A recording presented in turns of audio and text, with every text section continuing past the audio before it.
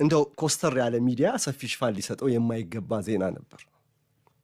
የእግር ኳሱን ኢንዱስትሪ ካወቃችሁ በደም ከተረዳችሁ ለደጋፊዎች በተለይ እንደዚህ አይነት የውሸት ደስታ ተስፋ የሚሰጡ አጋጣሚዎች ዜናዎች አሉ። በዛ ነው ሊታይ የሚገባው። ከቶኑ የማይሆን ነበር። ለምንድነው የማይሆነው? ኒውካስል ተጫዋች መሸጥ አይፈልግም። አንድ ኒውካስል ውድድር መሃል ነው ያለው። ሁለት ውድድር መሃል ላይ ደግሞ ቁልፍ ተጫዋችህን ከመጀመሪያው አሰላለፍ ውስጥ አውጥታ አትሸጥም። በተጨማሪ ተጫዋቹ ደግሞ እስከ 2030 ድረስ ኮንትራት አለው። እስከ 2030 ኮንትራት ስላለው ብቻ አንድ ተጫዋች ደግሞ አይወጣም አይባልም።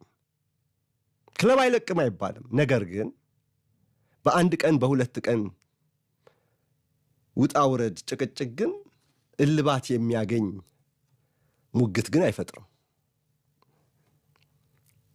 ክለቡ ኮንትራት ሰጪው የበለጠ ህጋዊ መብት አለው እስከ 2030 የሚዘልቅ ኮንትራት ለተጫዋቹ ከሰጠው።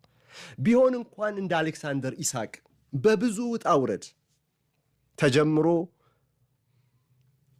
ብዙ ጠመዝማዛ መንገዶችን አልፎ አወዛግቦ ምን ብሎ በከፍተኛ ዝውውር ሊፈጸም ይችላል እና ኒውካስልም ራሱ የውድድር ዓላማ አለው።